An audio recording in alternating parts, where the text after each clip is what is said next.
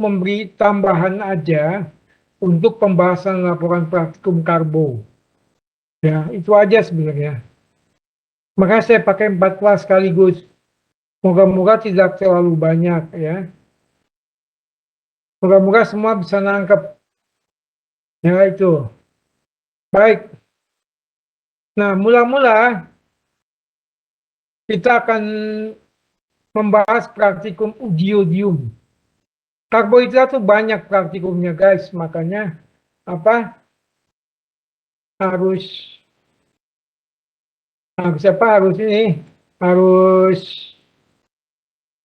kita harus perhatikan baik-baik ya.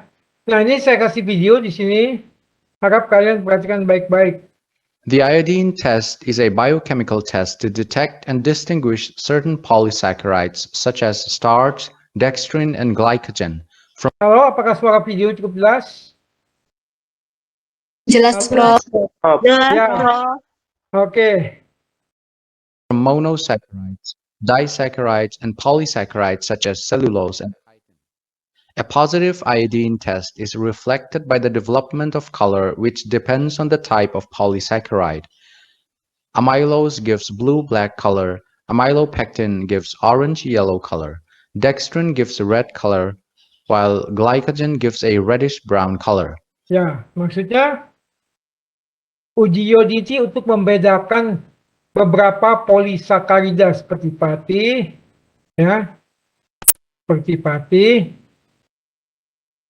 dextrin. Anda coba cari di istilah-istilah ini di Google ya. Pati, dextrin, dan glikogen dari berbagai karbohidrat yang lain. Nah, uji positifnya ditandai dengan berkembangnya warna yang tergantung dari polisakaridanya. Nah, seperti contoh ini, amilosa ini adalah biru kehitaman, biru gelap. Ya. Ini yang biasa kita kenal sebagai reaksi positif. Amylopectin lain lagi. Dia oranye kekuningan. Mungkin sebagian Anda kemarin sudah melihat ada tes yang warnanya oranye kekuningan. Bahkan beberapa ada yang tanya saya. Dan sedangkan dextrin itu dia menghasilkan warna merah. Dan glikogen menghasilkan warna merah kecoklatan. Kalau Anda cermati praktikum kemarin, Anda pasti pernah melihat warna-warna ini. Ya. Kenapa bisa berbeda warnanya? Karena tingkatan kompleksitas strukturnya berbeda. Ya. Tingkatan kompleksitas strukturnya berbeda. Glikogen ini yang strukturnya paling kompleks. Ya, itu. Oke, kita lanjut ya. The iodine starch test was first described by J.J. Collin and H.F. Gautier de Claubry in 1814, and independently by F. Stromeyer in 1815. Nah, itu penemunya. The reagent used in the iodine test is a very diluted form of Lugol. Nah, jadi untuk reaksi yang digunakan di tes iodin ini adalah apa? Dilute Lugol iodine. Jadi iodin Lugol yang encer. Nah, Lugol nama orang. Ya. Lugol nama orang. Ya. Itu. Jadi iodinnya Lugol mengandung apa? Iodium dan kalium iodida. Itu kandungannya. Kandungan reaksi Lugol tuh itu. Tapi kita biasa pakai yang betadine, itu juga bisa. Makanya hasilnya kurang sempurna. Karena mungkin betadine ini nggak ada potasiumnya, ini nggak ada ya. Ini nggak ada di betadine. Makanya hasilnya kurang sempurna gitu. Ya. Yang diuji kita. Tapi anyway ya seperti itulah. Kalian bisa lihat ya. Lugol's iodine, also known as aqueous iodine.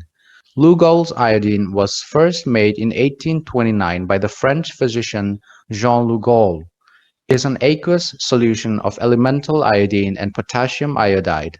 Iodine on its own is insoluble in water Addition of potassium iodide results in a reversible reaction of an iodide ion with iodine to form a triiodide ion, which further reacts with an iodine molecule to form a pentaiodide ion, and so on.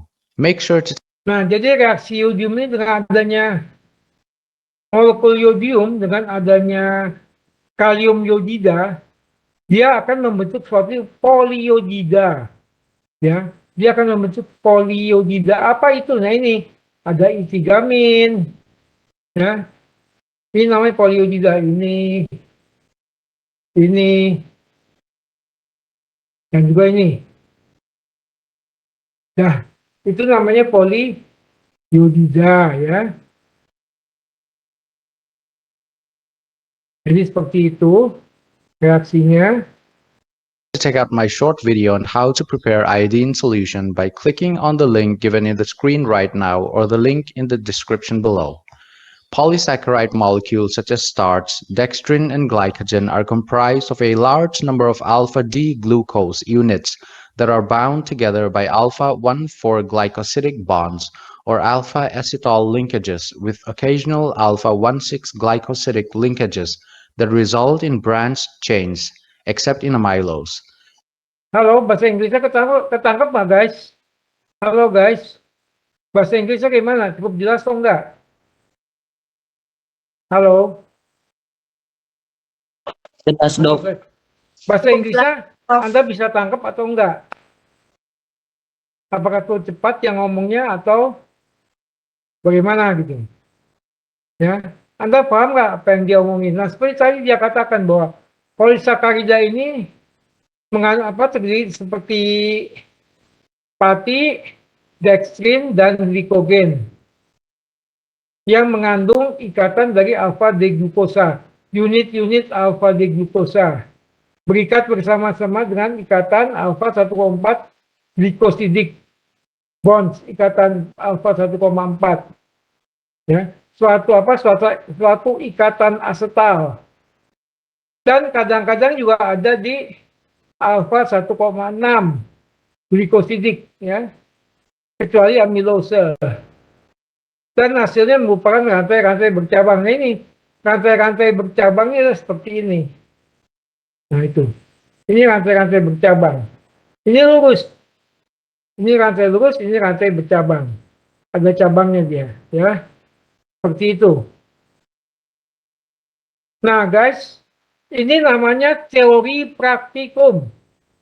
Ada kuliah praktikum, ada kuliah teori praktikum, dan ada praktikumnya. Nah, yang kita bahas di hari ini adalah teori praktikum untuk menunjang pembahasan di laporan. Ya. In branched chains, except in amylose. As a result of the bond angles in the alpha-acetal linkages, these molecules form branched or unbranched 3D spiral structures much like a coiled spring. Starch can be separated into two fractions, the linear chain amylose and the branched chain amylopectin. Natural starches are mixtures of amylose and amylopectin. Nah, jadi pati ini ada yang strukturnya linear. Nah, yang linear ini seperti ini. Ini pati linear ya, tadi juga ada di gambarnya. Nah, ada juga pati bercabang-cabang. Ya. Contohnya ini amylopectin, dextrin, dan glikogen. Nah, yang di praktikum Anda kemarin, ada yang menanyakan ke saya, warnanya kok, Prof, warnanya kok bisa ada kemerahan kecoklatan. Nah, ini penyebabnya. Ya. Selain juga oksidasi akibat oksigen di udara. Ya. Ini juga variasi cabang-cabang ini menyebabkan warnanya bisa merah, agak coklat muda, dan selanjutnya. Amylose forms a colloidal dispersion in hot water, whereas amylopectin is completely insoluble. Iodine test is based on the principle that polyiodide ions, mainly the triiodide ions present in iodine solution, forms colored adsorption complexes with the helical chains of glucose residues of certain polysaccharides.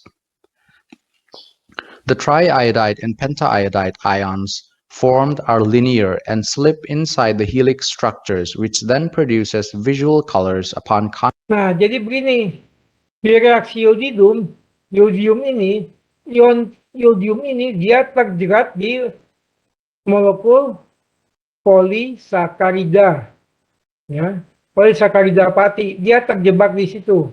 Nah, jebakan inilah yang membuat warnanya menjadi kompleks, ya. Karena dia terjebak seperti ini, sehingga warnanya menjadi kompleks, ya. Ada macam-macam warna di sini. Nah, itu karena keterjebakan itu. Nah, jadi ini prinsipnya uji yodium seperti ini, ya, karena dia terjebak. Contact with these polysaccharide molecules. The amylose component in starch is responsible for the formation of a deep blue or blue-black color in the presence of iodine, while amylopectin produces an orange-yellow hue. Dextrins form a red chromogen, while glycogen produces reddish-brown color upon contact with iodine. The amylose component of starch forms a very dark blue-black complex with iodine.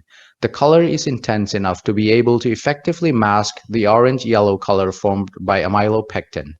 This is why starch in general appears to produce only blue-black color with iodine. The color of the starch complex is so deep that it can be detected visually even when the concentration of the iodine is as low as 20 micromolar at 20 degrees Celsius. Further, Jadi ini ya, jadi coba nanti Anda cari ada dextrin, ada macam-macam tuh, karbohidrat tuh banyak sekali, ya. Ada dextrin, ada amylopectin. Apa nih dextrin dan amylopectinnya apa? Glikogen mungkin Ibu Agung sudah menjelaskan di kuliah. Tapi yang dua ini, saya nggak tahu apakah Ibu Agung jelaskan atau tidak, ya. Gitu. Ya, coba nanti Anda googling untuk melengkapi laporan. even when the concentration of the iodine is as low as 20 micromolar at 20 degrees Celsius. Further, the resulting color depends on certain factors such as the length of the glucose chains, temperature, presence of water-miscible organic compounds like ethanol, and pH. The color changes that occur are believed to be caused by so-called charged organic compounds like ethanol. Nah, apa saja faktor yang menyebabkan kemunculan warna-warna itu? Nah, yang pertama ini adalah panjang dari molekul glukosa, ya, panjang dari molekul-molekul yang terdiri dari unit-unit glukosa. Semakin panjang rantainya, makanya intensitas warna yang terbentuk semakin tinggi. Nah, waktu kita praktikum kemarin, saya rasa patinya udah nggak begitu bagus. Makanya warnanya tidak sesuai harapan, cuma agak keunguan, ya. Nah, kedua apa? Suhu. Nah, kalau waktu dipanaskan, kita kemarin nggak melakukan pemanasan terhadap uji yodium ini. Nah, waktu dipanaskan, warna yodium yang tadinya biru gelap itu akan menjadi putih, ya. Karena dia akan molekul patinya akan terbuka, yang tadinya melingkar dia menjadi terbuka molekul patinya, ya, itu. Yang tadinya melingkar dia menjadi terbuka. Ya, dia melingkar begini.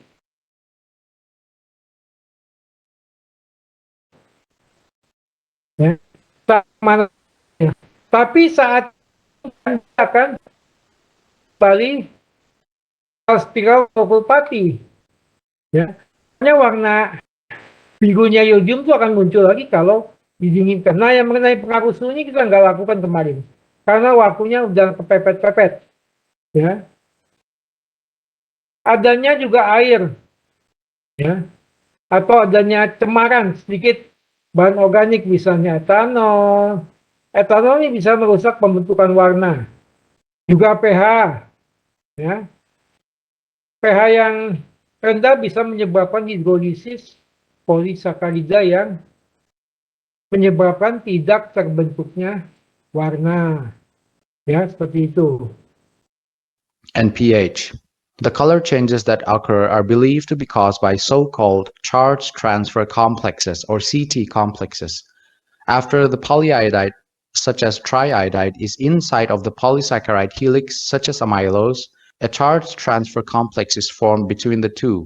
In this charge transfer complex, the helical amylose acts as a charged donor and the polyiodide as an acceptor. This transfer of charge between the two entities excites the electrons of the acceptor molecules, in this case the polyiodide. When the electrons from the acceptor molecule return to their ground state, they give off electromagnetic radiation that is in the UV visible spectrum. In the case of the amylose component in starch, this radiation corresponds to a deep blue color. It takes 40 glucose molecules to form a complex helix around the polyiodide molecule.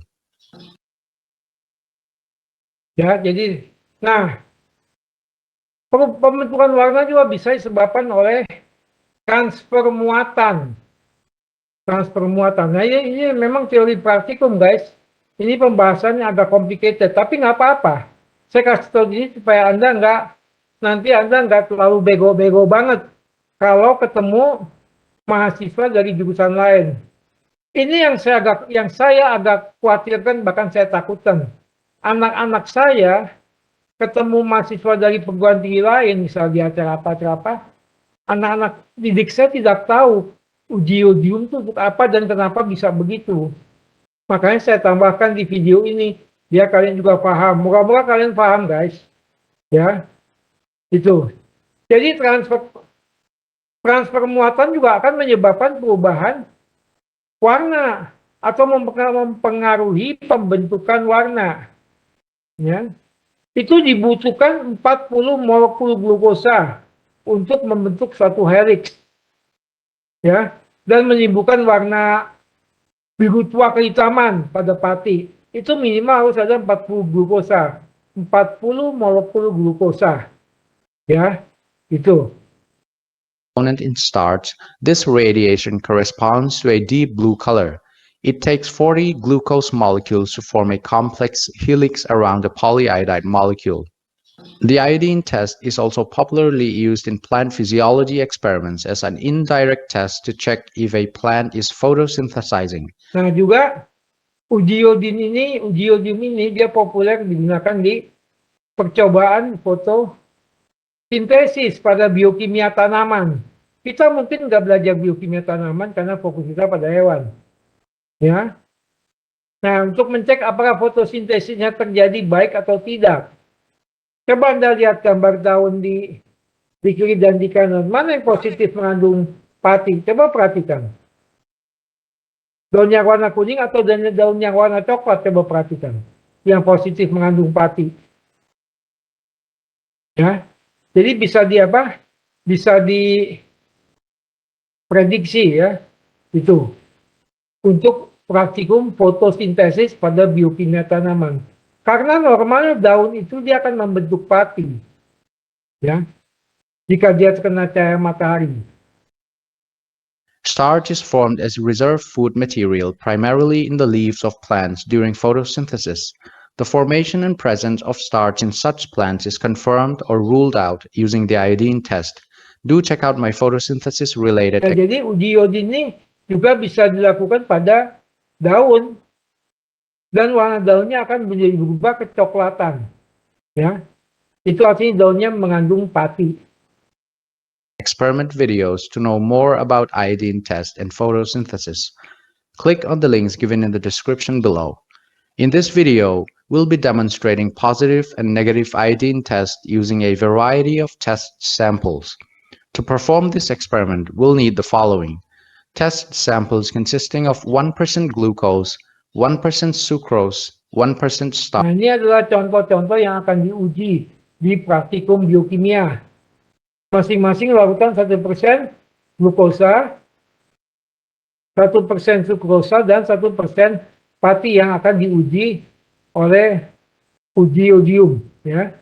Starch, cellulose sample in the form of a small ball of cotton, and distilled water as control sample. You may also consider any starchy food items such as a cut piece of potato, white bread, boiled rice, etc. 0.1 normal aqueous iodine solution or Lugol's iodine diluted about 5 times with distilled water.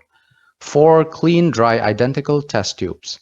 5 graduated droppers or pipettes of 1 or 2 ml capacities. Test tube stand, test tube holder. To begin the test, Take the 4 labeled test tubes in the test tube stand.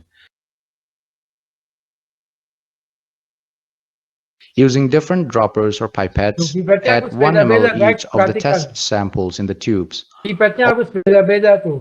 Nggak boleh terkontaminasi. Makanya kita waktu praktikum dikasih pipet yang tiap botol pipetnya berbeda. Ya. Also take 1 ml of distilled water in the 4th tube. This will be the negative control for our experiment. Also take the cellulose cotton sample. Nah ini Now selulosanya dia pakai bahan kapas. Ya, buat selulosanya dia pakai bahan kapas, perhatikan. add a few drops each of the dilute iodine solution to each of the 4 tubes and Nah, also to the perhatikan, coba lihat. cellulose sample. Apa Observe yang the terbentuk? change in color in the samples. You'll notice that the test tube containing Lihat, the starch solution hasil-hasilnya. shows a rapid development Itu of yang a deep ada, blue-black yang color. ada iodium warnanya biru tua. Ya, yang ada iodiumnya. Yang lainnya agak bening-bening kekuningan. Ya, All the other samples, including the control test tube, retain the original iodine color. makanya selulosa juga itu negatif warnanya. Perhatikan kuning, dia nggak biru. Similarly, starchy foodstuffs like potato, bread, and boiled rice all give a blue-black coloration with iodine. This shows that iodine gives a color reaction only with certain polysaccharides, such as starch. Both starch and cellulose are polysaccharides. Jadi pati itu dia hasilnya positif. Uji iodinya positif karena dia warna biru. Ya, pati itu hasilnya positif, dia warna biru. Tapi selulosa hasilnya negatif. Ya, itu dari kesimpulan dari uji iodin. The main reason why starch shows a positive iodine test while cellulose does not is because, as explained previously at the start of this video, the alpha-D-glucose monomer units of starch are linked together by alpha-1,4-glycosidic bonds, which results in a 3. Lihat, pati itu dia bisa membentuk suatu rantai helix melingkar ya. Melingkar seperti apa? Seperti itu. Seperti pegas mobil yang melingkar itu adalah, Anda pernah lihat kan pegas mobil atau pegas motor deh yang melingkar itu. Ya, dia bisa bentuk itu kalau pati, tapi kalau selulosa dia nggak bisa. The helical arrangement of the glucose units. The polyiodide ions can slip inside the helix and eventually produce visible color through the formation of charge transfer complexes. On the other hand, polysaccharides such as cellulose have their constituent beta-D-glucose units linked together by beta-1,4-glycosidic linkages, which gives rise to long, linear, straight chains of glucose units instead of a helix. So Jadi there's molekul selulosa itu kaku guys. Dia memang dinding tanaman harus kaku. Sebab dia kalau nggak kaku dia nggak bisa. Ya, nggak bisa membuat tanaman itu menjadi stabil. There's no room for polyiodide anions to slip into and form colored complexes.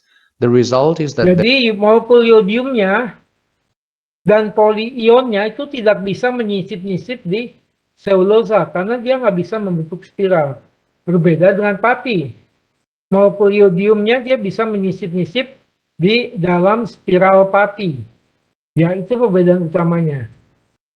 there is no significant chemical interaction between the iodine solution and the cellulose structures, hence a negative iodine test. So this is all about the iodine test for polysaccharides such as starch. Click on the end screen card shown on the screen right now. Oke guys, bagaimana? Paham guys? Praktikum ini paham? Ada pertanyaan? Halo? Apakah ada pertanyaan di praktikum uji iodium? Halo guys? Halo? Apakah ada pertanyaan di praktikum iodium? Atau Anda sudah paham? Ya seru-seru kalau Anda sudah paham. Nanti ini buat jadi bahan ujian praktikum. Obat alergi, minum alergis. Alergis, alergi hilang seketika.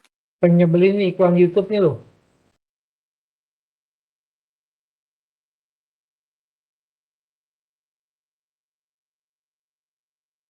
Biochemical tests commonly Nah, employed to yang detect the kedua presence of reduced adalah uji Fehling. Anda juga sudah lakukan kemarin uji Fehling. Ya, kita cek apa sih itu uji Fehling.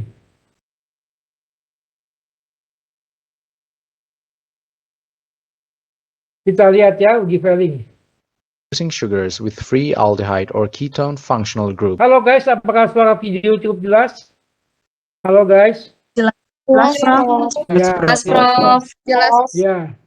Specifically alpha hydroxy ketones. Reducing sugars include almost all monosaccharides such as galactose. Nah, perhatikan. Gula-gula produksi itu kebanyakan monosakarida. Ini gula-gula produksi, contohnya galaktosa, glukosa, glyceraldehid, ribosa, silosa, dan lain-lain. Ya. Beberapa disakarida juga ada yang sifatnya produksi, mampu mereduksi reaksi Fehling. Contohnya apa? Laktosa dan maltosa. Ya, itu. Glucose, glyceraldehyde, ribose, xylose, etc., and some disaccharides like lactose and maltose. Reducing sugars have hemiacetal groups containing free anomeric carbons in their structure. These free anomeric carbons can reduce cupric salts to cuprous salts. Nah, gula-gula produksi, dia tuh memiliki struktur ikatan hemiacetal. Ya. Ini namanya hemiacetal. Ya. Dan hemiacetal ini, kalau kita perhatikan pada struktur glukosa, dia akan membentuk begini. Nah, ini namanya hemiacetal. Ini namanya struktur proyeksi Howard. Saya nggak tahu Bu Agung jelaskan nggak di kuliah. Ya. Nah, ini yang peka terhadap berbagai bahan produksi. Ya. Jadi struktur hemiacetal ini sangat dinamis, guys. Dia sangat dinamis. Ya. Pemanasan menyebabkan dia bisa terbuka. Pemanasan menyebabkan dia bisa terbuka jika dia dipanaskan. Nah, inilah yang diserang oleh berbagai perbahan reaksi seperti ion tembaga. Ya, itu. This is the basic principle behind the Fehling's tests for reducing sugars. Fructose is a ketose monosaccharide and is a non-reducing sugar. However, it also gives a positive Fehling's test because it is an alpha hydroxy ketone and is converted to the aldehyde-containing monosaccharides. Fruktosa itu, dia aslinya bukan gula produksi aslinya. Ya. Perhatikan struktur hemiacetalnya. Ya. Dia aslinya bukan gula produksi, guys. Ya, kita perhatikan struktur Glucose and hemiacetalnya. Nah, ini struktur hemiacetalnya. Perhatikan, dia bukan gula produksi. Tapi jika dia dipanaskan, dia banyak menghasilkan gugus-gugus OH. Nah, ini ya. Dia banyak menghasilkan gugus-gugus OH. Makanya jika dia dipanaskan dengan reaksi seperti Fehling, dia bisa mereduksi karena dia banyak mengandung gugus-gugus OH. Ya, itu. mannose by the base present in Fehling's reagent. The disaccharides lactose and maltose also belong to the class of reducing sugars because they contain a hemiacetal group whose open chain. Coba perhatikan pada molekul disakarida seperti maltosa dan glukosa. Ini ada gugus hemiacetalnya, guys. Ya. Ini juga ada gugus hemiacetal. Tuh, ya. Ini juga. Nah, ini juga ini enggak stabil terhadap pemanasan. Makanya dia bisa tereduksi saat dipanaskan dengan reaksi Fehling. Ya. Chain form contains an aldehyde, which thus gives a positive Fehling's test. In most of the disaccharides, oligosaccharides, and polysaccharides, the monosaccharide units are linked together by glycosidic linkage formed between hydroxyl group of 1 and anomeric. Nah, ini namanya ikatan ini yang namanya ikatan glikosida atau glikosidik bahasa Inggrisnya. Nah, ini berperan penting dalam proses mereduksi, ya, mereduksi reaksi seperti Fehling atau Benedict. Ya, gugus ini sangat penting. Karena dia dinamis, guys. Ya. Carbon of others. As a result, free anomeric carbons are unavailable to reduce cupric salts, and hence these types of carbohydrates are known as non-reducing sugars and therefore impart a negative test with Fehling's reagent.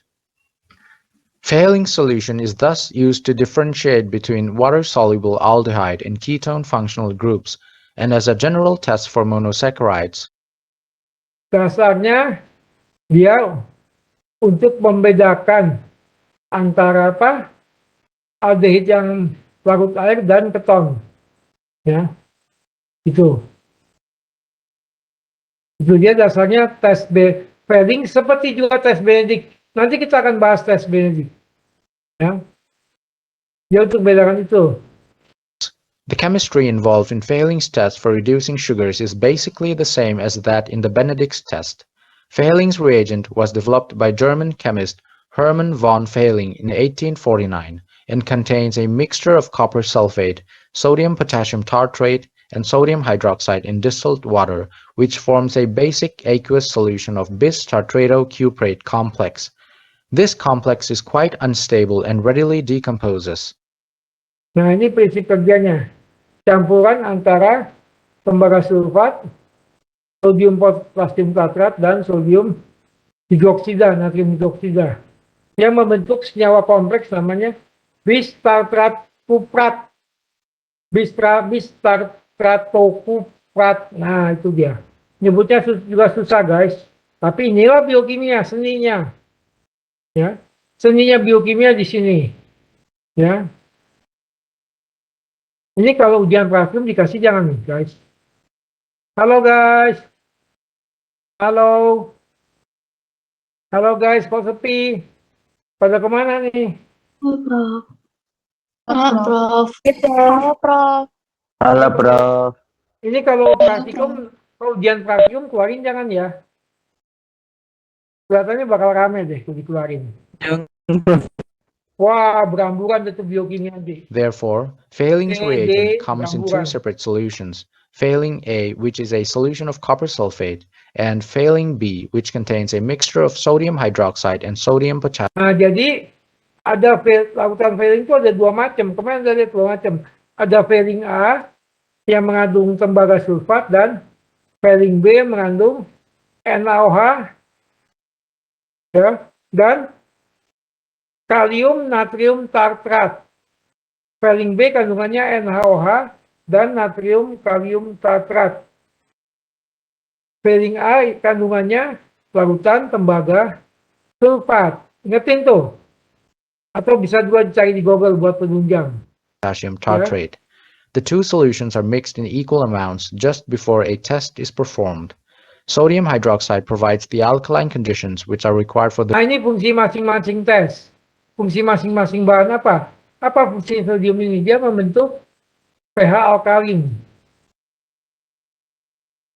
Ya. Sedangkan ini sodium potasium satrat dia membentuk sebagai chelating. Chelating itu artinya semacam cakar, guys. Cakar ini loh. Ya. Artinya semacam cakar. Ya. Chelat itu cakar. Ya. Jadi bentuknya kayak begini. Nah, dia meraup gitu loh, ya. Chelating agent. Ya. Chelating agent. Nah, sedangkan Fehling A kandungannya tembaga sulfat Fehling A. Dia sebagai sumber tembaga valensi 2 atau yang kita kenal sebagai ion kupri.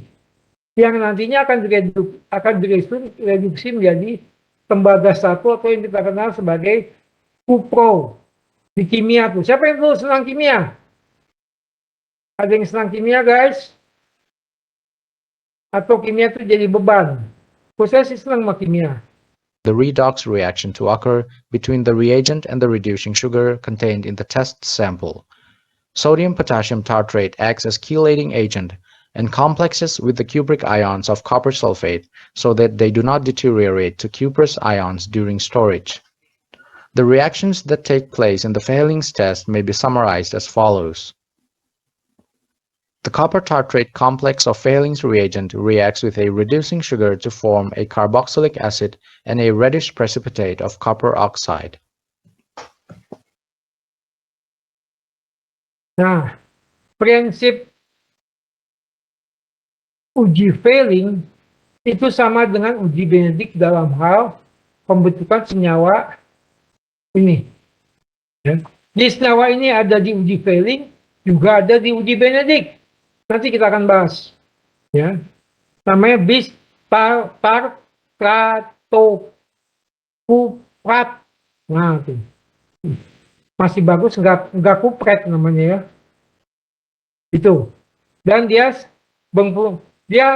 fungsinya sama seperti di uji Fehling. Ya, di mana reaksinya dengan gugus aldehid, ion Cu ini dengan adanya gugus aldehid yang terbuka dari senyawa hemiasetal, dia menjadi asam karboksilat ditambah senyawa kuprooksida. Nah, ini yang membentuk endapan merah bata. Ya, ini merah bata. Itu reaksinya, guys. Ya. Precipitate of copper oxide. Fehling's test can also be performed on non-reducing sugars as well. A solution of the non-reducing sugars such as sucrose is first hydrolyzed with a dilute acid which breaks them down to their constituent monosaccharides containing free reducing sites. Fehling's test is then performed as usual on the hydrolyzed sugar sample to yield positive color reactions. Before the discovery Nah, salah satu kelebihannya uji Fehling, dia bisa juga membuat gula yang tidak reduksi menjadi mereduksi. Ya. Contohnya ini non-reducing sugar. Ini contohnya glukosa. Ya. Itu bisa dihidrolisis dulu menjadi monosakarida. Dan juga dengan uji Fehling dia menjadi endapan merah bata. Ya. Glukosa dihidrolisis dulu menjadi monosakarida, glukosa dan fruktosa yang akhirnya membentuk endapan merah bata. Ya, itu. Prinsipnya seperti itu. yield positive color reactions. Before the discovery of the much more stable and improved Benedict's reagent by Stanley Rossiter Benedict in the beginning of the 20th century, the Fehling's reagent was the most widely used preliminary biochemical test for glucose in the urine sample of a person suspected of having diabetes mellitus. Jadi, sebelum berkembangnya reaksi Benedict, reaksi Fehling ini juga digunakan untuk mengetes air kencing orang penderita kencing manis. Ya, itu zaman saya masih kecil, saya pernah dites itu sama dokter saya. Ya, persis reaksinya seperti yang kalian praktikumkan pada zaman itu tentunya. Zaman tahun 70-an. Saya pernah dites kencing saya. Kata dokter saya aman, gitu. Gak ada gulanya. Iya, masih kecil waktu itu. Glycosuria is the term used when glucose is present in urine. This test is now largely replaced by the Benedict's test in routine clinical tests because of its convenience, stability, and ease of use. To perform the Fehling's test, you'll need the following: Fehling's reagent A and B, test sample, which may be a sample of urine or a solution of reducing sugar, a test tube holder, water bath, 3 pipettes of 1 ml capacity or 3 graduated droppers. To begin the test, take 1 ml each of Fehling's solution A and B in a test tube. Add 3 drops of the test sample. Shake the tube to mix the contents. Place the tube in a boiling water bath for a few minutes. The formation of a reddish-brown precipitate confirms the presence of reducing sugar. Lihat itu, dia punya jepitan pemegang tabungnya seperti ini, guys. Nah, kita punya beda kan, kita punya dari kayu ya, dia punya dari besi. Itu yang bedakan. Perhatikan, itu warna merahnya sudah mulai terbentuk. Ya, perhatikan, warna merah ini sudah mulai warna merah bata ini sudah mulai terbentuk, guys. Kalian pernah waktu praktikum kemarin perhatikan nggak itu? Saya selalu perhatikan, saya selalu cermati baik-baik di kelas A waktu itu kemarin. Karena kebetulan yang membimbingi saya. Saya nggak tahu dosen lain. Ya, Sugar in the lihat. test Nah, terus sample. makin If meluas tuh. reducing sugars are absent in the sample, the solution in the test tube will Nah, ini remain merah deep bata. blue Ini warna color. merah bata ini maksud. Failings tests can also be performed on samples suspect contain non-reducing sugars as well, such as sucrose. For this test, take 2 ml of the sample in a test tube and add 1 ml of dilute hydrochloric acid. Boil the contents of the tube for about a minute. Allow the Nah, uji ini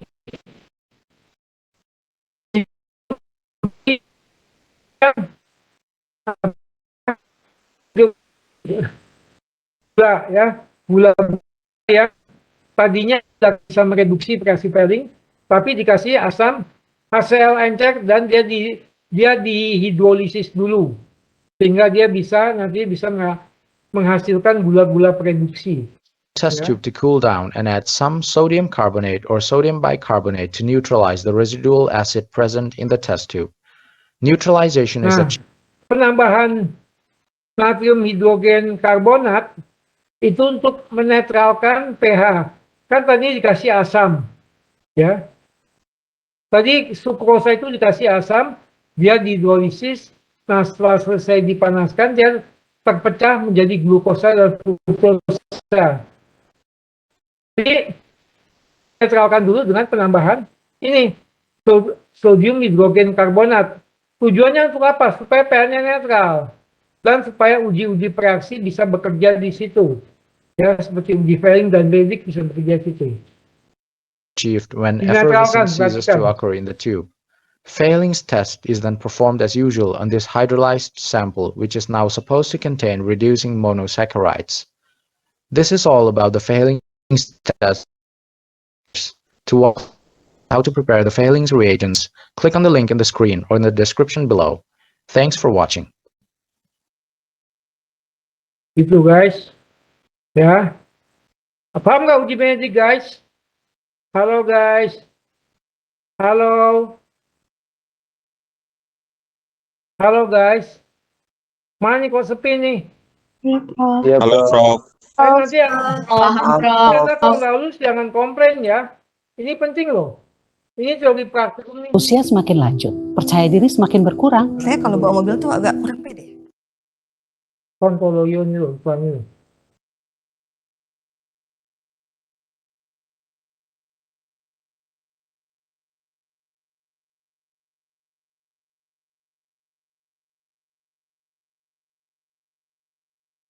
Oke, ini kita akan membahas uji Benedict sekarang. Yang juga kemarin ada To detect the presence of reducing sugars with free aldehyde or ketone functional groups, specifically alpha hydroxy ketones.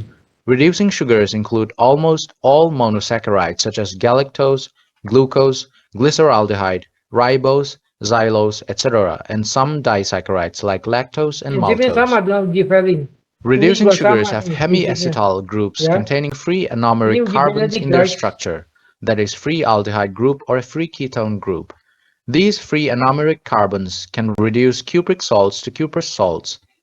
This is the basic principle behind the Benedict's test for reducing sugars.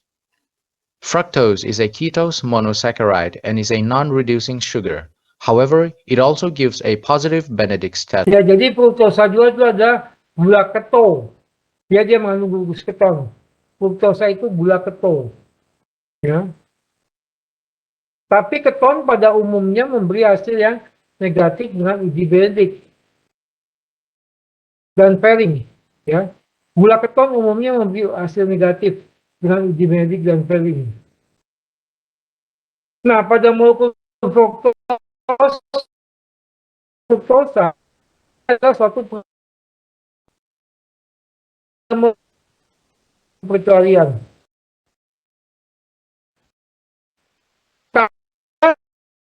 Sebelah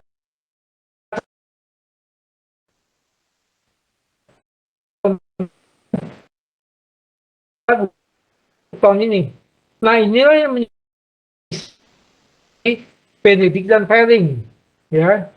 Dan di sini terjadi proses-proses keseimbangan dalam suasana alkalis. Ya, di antara ini ada proses keseimbangan dalam suasana alkalis. Ya, jadi di sini dua gugus ini membentuk keseimbangan dalam suasana alkalis sehingga mereka bisa mereduksi uji Benedict dan Fehling, ya, itu. Because it is an alpha hydroxy ketone and it is converted to the aldehyde containing monosaccharides, glucose, and mannose by the base present in Benedict's reagent. The disaccharides lactose and maltose also belong to the class of reducing sugars because they contain a hemiacetal group whose open chain form contains an aldehyde, which thus gives a positive Benedict's test. In most of the disaccharides, oligosaccharides, and polysaccharides, the monosaccharide units are linked together by glycosidic linkage formed between hydroxyl group of one and anomeric carbon of others.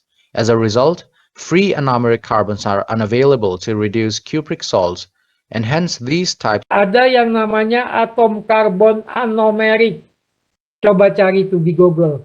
Apa itu atom karbon anomeric? Ya, coba cari di Google tuh. Buat tambahan pembahasan. Of carbohydrates are known as non-reducing sugars and therefore impart a negative test with Benedict's reagent.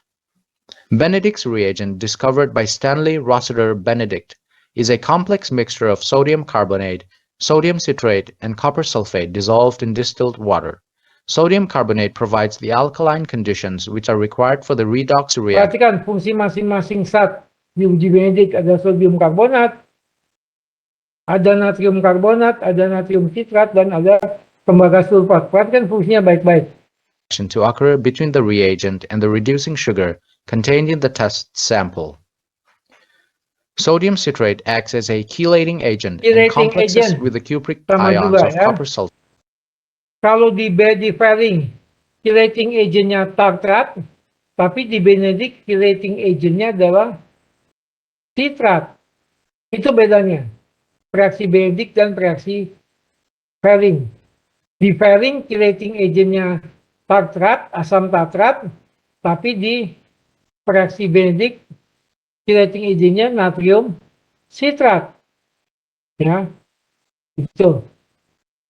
Sulfate, so that they do not deteriorate to cuprous ions during storage. When Benedict's solution and a reducing sugar is heated, the presence of the alkaline sodium carbonate in the reagent converts the sugar into a strong reducing agent called enadiols. The enadiol. Nah, enadiol ini satu bahan yang bisa mereduksi ion tembaga. Ya, enadiolnya dia akan mereduksi ion tembaga menjadi ion tembaga valensi 1 plus yang berupa apa? Endapan merah bata. Decrease the cupric ions present in Benedict's reagent to cuprous ions, which appear as a orange to brick red insoluble precipitate of copper oxide. The simplified reaction equation is as shown here. The copper and citrate complex of Benedict's reagent reacts with a reducing sugar. Tadi pada apa? Pada uji Fehling apa nih kompleksnya terbentuk? Di uji Benedict adalah tembaga 2 citrat. Tadi yang di uji Fehling apa kompleksnya yang terbentuk? Coba nanti cek lagi ya. Tadi video To form carboxylic acid and a brick red precipitate of copper oxide. Benedict's test can also be performed on non-reducing sugars as well. A solution of the non-reducing sugars such as sucrose is first hydrolyzed with a dilute acid, which breaks them down to their constituent monosaccharides containing free reducing sites. Benedict's test is then performed as usual on the hydrolyzed sugar sample to yield positive color reactions. Over the years since its discovery, Benedict's test has widely been used in clinical biochemistry as a preliminary test for glucose in the urine sample of a person suspected of having diabetes mellitus. Glycosuria is the term used used when glucose is present in urine. To perform the Benedict's test for reducing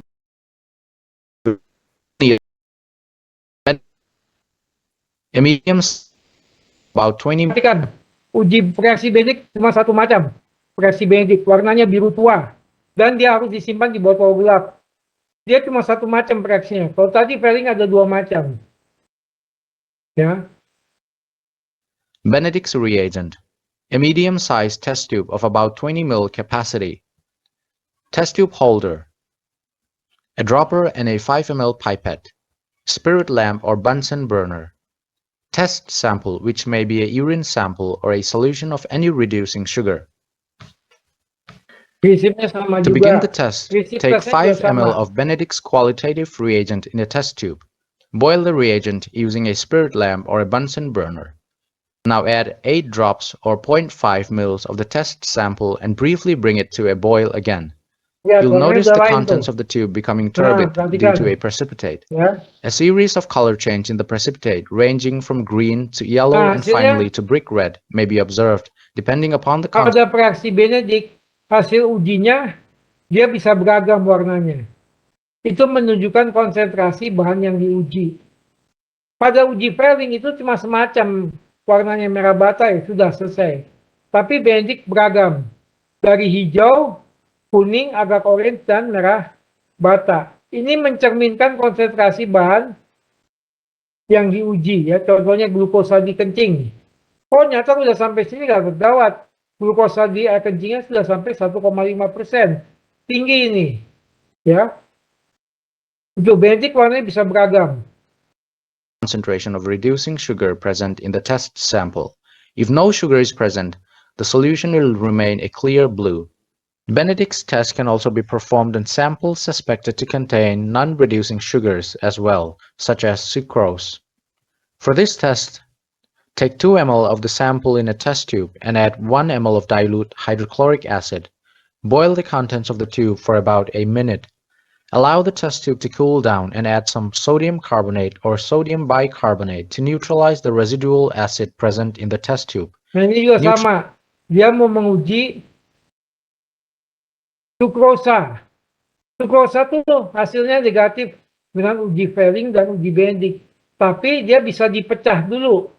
Dipecah dengan asam klorida satu normal.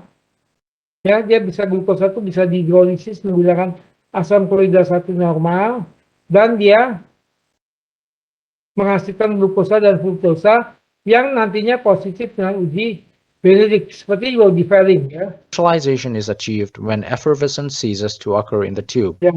Benedict's test is then performed as usual on this hydrolyzed Perhatikan sample, perubahan which is warna now itu. supposed to contain reducing monosaccharides. This is all about the Benedict's qualitative test for sugars. For my video on how to prepare the Benedict's reagent, click on the link in the screen or in the description below. Thanks for watching. Halo guys, bagaimana? Apakah cukup jelas? Cukup jelas, Pak. Nanti kalau ujian praktikum, saya keluarin jangan kaget ya. Prinsip-prinsip uji-uji ini. Ini namanya teori praktikum. Ini baru 3 tes loh. Tes yodium, tes Fehling, sama tes Benedict. Apalagi kalau Anda praktikum melakukan 7 tes, pasti bakalan lebih seru lagi. Tapi anyway, inilah prinsip-prinsip pembahasan untuk membuat laporan. Ya, nanti video ini saya bagikan ke kalian. Ada Izin pertanyaan bertanya, apa Dok? nih, guys? Ya. Gimana? Sebelumnya perkenalkan, nama saya Cokro Dharma Ya, dengan NIM oke. akhir 156. Di sini saya Ya. tadi ingin menanyakan tentang uji Benedict. Tadi kan di konsentrasi 0,5% itu kenapa sangat beda warnanya, Dok, dengan konsentrasi 1%? Nah, sedangkan tadi perbandingan warna dari 1% ke 1,5% itu tidak terlalu berbeda, Dok. Nah, Prof. itu dia. Gimana? Terima kasih. Ini memang di praktikum kalian nggak ada guys ya, nggak ada ini. Tapi kenapa dari yang 0,5 hijau ke berapa ke 1 ini sudah jauh berbeda? Ya itu karena apa? Karena konsentrasi yang tinggi memang menyebabkan perubahan warna demikian. Warna hijau itu untuk konsentrasi rendah dan dia sangat sensitif. Artinya Begitu konsentrasi naik dikit, seperti tadi, dia menjadi apa? Dia menjadi apa? Dia menjadi berubah warnanya. Ya. Coba kita lihat lagi. Nah, perhatikan. For this test, Yeah. take 2 ml of the sample in a test tube and add 1 ml sucrose. For this test, Nah, perhatikan.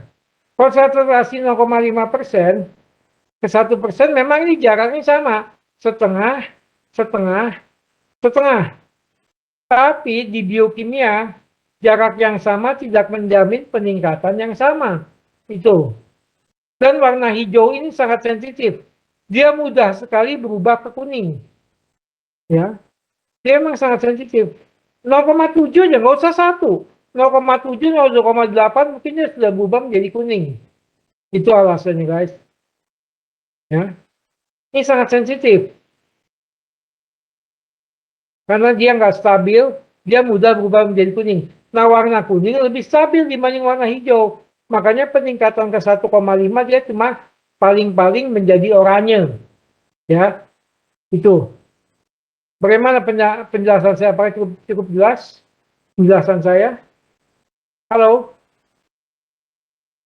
Halo? Apakah penjelasan saya cukup jelas? Karena memang warna hijau ini sangat sensitif ya.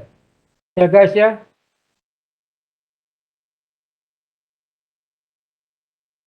Halo?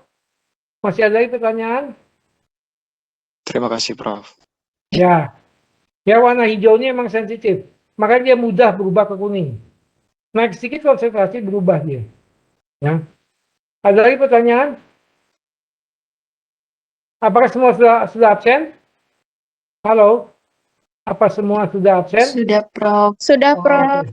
Oke ya, ini saya tutup aja. Sudah. Baik. Oke, jadi itu yang saya bisa jelaskan pada kalian. Memang jangan ada lagi, saya ucapkan selamat malam, jaga prokes, selalu sehat. Ya, itu saja pesan saya buat kalian di malam ini.